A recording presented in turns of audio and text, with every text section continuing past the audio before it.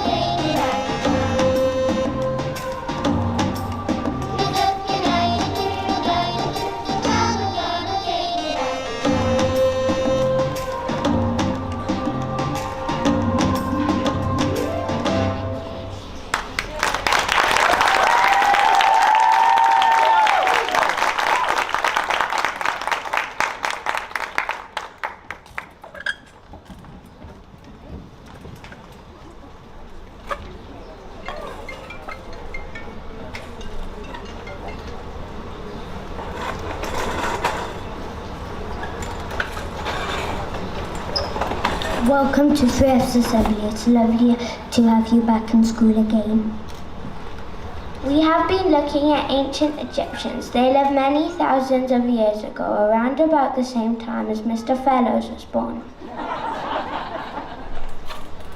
The ancient Egyptians are famous for many things, probably the most famous being the pyramids. A pyramid is a huge tomb for the kings of Egypt that was shaped like a, what was it again? A pyramid, of course! The king of Egypt was called the Pharaoh, and he would order his pyramids to be built as soon as he became king.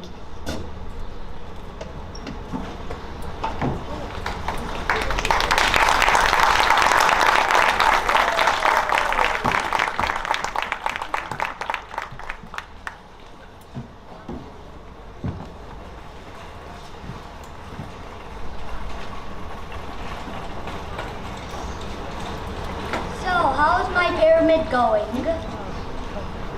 Oh, fine. We've got about 400 or so people building it at the moment, so it shouldn't be too long. Brilliant! How long do you think it's going to take? About 20 years. 20 years? You're having a laugh! No, you're probably right. We're doing really well, so more like 19 years. 19 years? But I asked my friends a birthday party this weekend. Well, they'll have to wait a bit. Might be an idea to show them around the sights of Egypt while we're waiting. For 19 years? Walk very slowly. Before a pharaoh was put into his pyramid, of course he had to be dead. The Egyptians had a special way of looking after their dead. They mummified them. This was a way of preserving the body so it stayed lifelike. They embalmed the body and wrapped them in strips of linen. This is how they did it.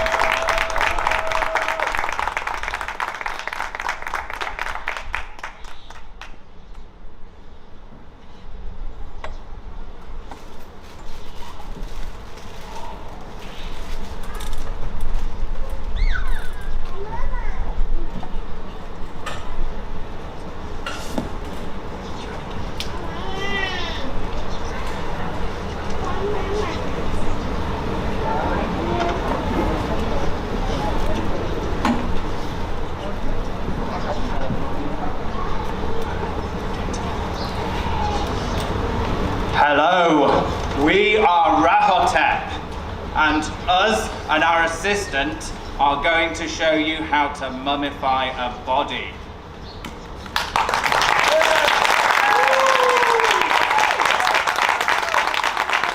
The first thing you need to do is to check that the body is dead. Check the body is dead.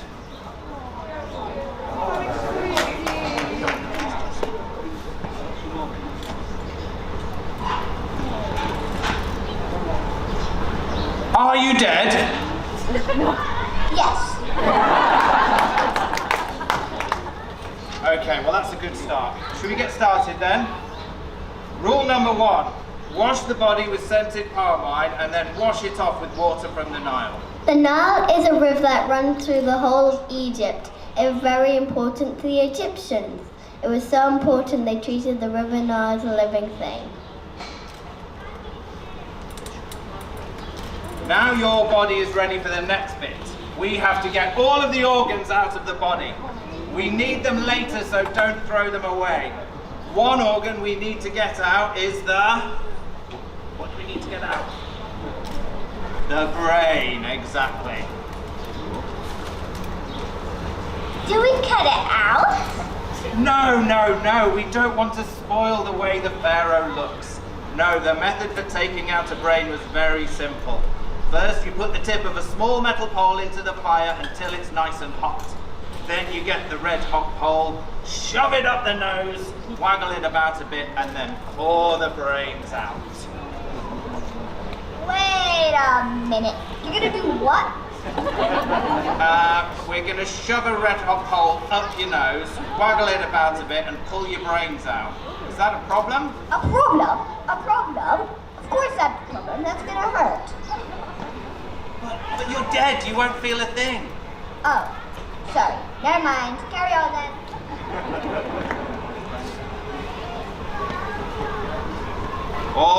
there are no more objections, pass the red hot pole.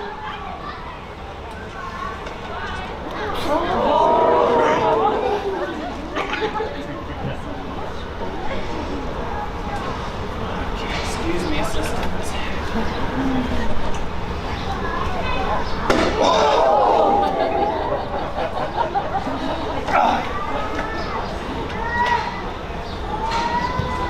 Next, rule number 3. Why don't you come over here?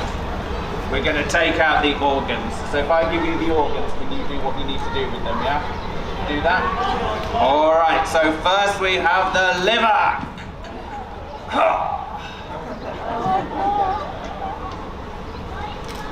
These were placed in special jars called canopy. These were sometimes put back into the body or left inside their tombs in their jars.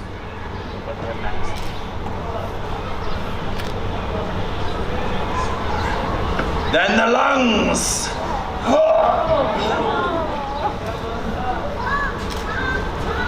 Then the stomach. And finally, the intestines. Put those in the canopic jars, please. Okay, so we don't take out the heart because that has to stay in the body. Rule number 4, we have to stuff the body with linen and cover it with natron. Natron, what's that? Natron is another name for salt. Why didn't you say that the first place? Use natron. Achoo! Rule number 5, leave the body for 40 days.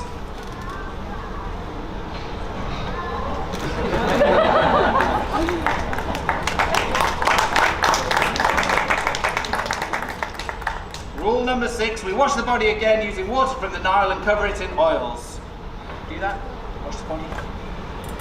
Once the body had been wrapped, religious charms and prayers written on papyruses were placed in the body to help reach the afterlife. The whole process was usually so expensive that only the rich could afford it. One of the most famous pharaohs is Tutankhamun. You can call me King Tut for sure.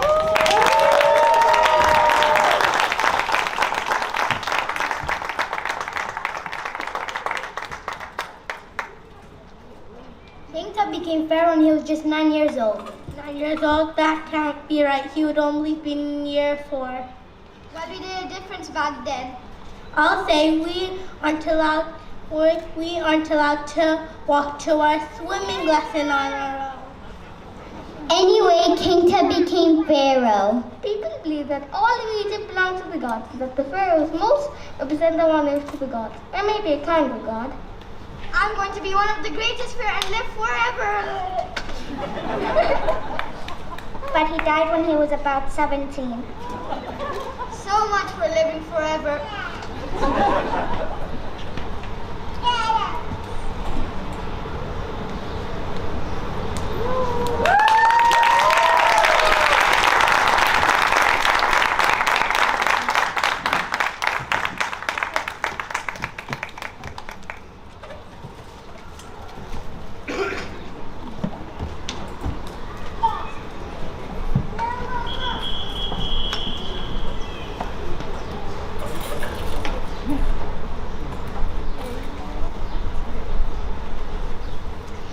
By the time Tutankhamun died, pharaohs were buried in pyramids and Tutankhamun was buried in a tomb in the Valley of the Kings. Many years later, Lord Carnarvon paid a young archaeologist called Howard Carter to look for Tutankhamun's tomb. But after years of looking, Carter couldn't find it until Lord Carnarvon finally lost his patience. Carter, you're probably the best apprentice I've ever had, but if you don't find that tomb soon, you're fired! Luckily, a few days later, November 1922, Carter found Tutankhamun's tomb. Thank goodness for that. Lord Carnarvon was out when Howard Carter broke through the tomb wall. He was able to look inside. Carter, can you see anything? No. Why not? Because your big head is in the way. Oh, sorry, have another look. Carter, can you see anything? Yes, I can see wonderful things. We found the first intact Egyptian tomb ever, and all the treasures is still there.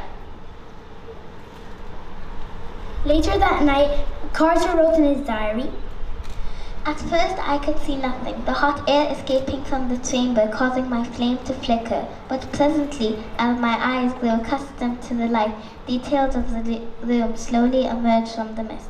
Strange animals, statues, gold, everywhere, the glint of gold. we learned a lot about Egypt and the Egyptians thanks to Howard Carter. And you can still see the body of Tutankhamun in the Cairo Museum. Thanks Roche Assembly, we hope you liked it.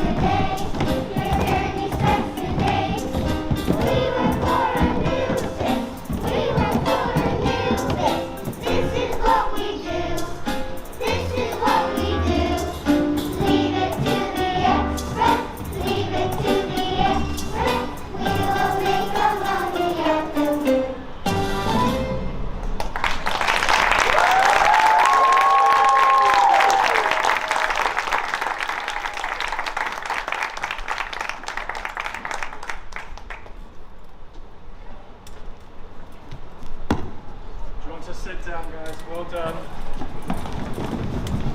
Ladies and gentlemen, thank you so much for coming today. As I was mentioned earlier, it's an absolute pleasure to have you back in school. I think something's been missing from school for the last couple of years, and it's events like this, it's the community, events like Egyptian Day last week as well, and having these things back, it just brings some new life and energy back to school, which is absolutely fantastic.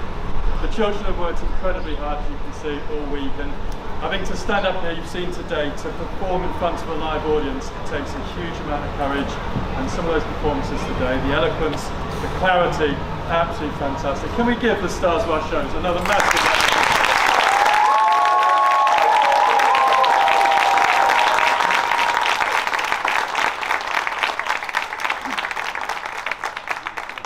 They've been working really hard all week, 2 weeks probably now, but so has Mr. Richard and the TAs as well. So can we have a thank you for them as well for that?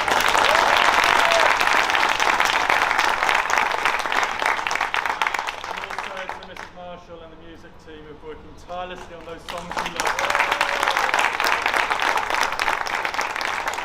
And finally, we have been live on the gram, on the web this morning, streamed live across the world. That's thanks to our marketing team who will be putting a video of this onto YouTube, I believe, sometime next week, we hope as well, so you'll be able to relive these lovely memories. So thank you.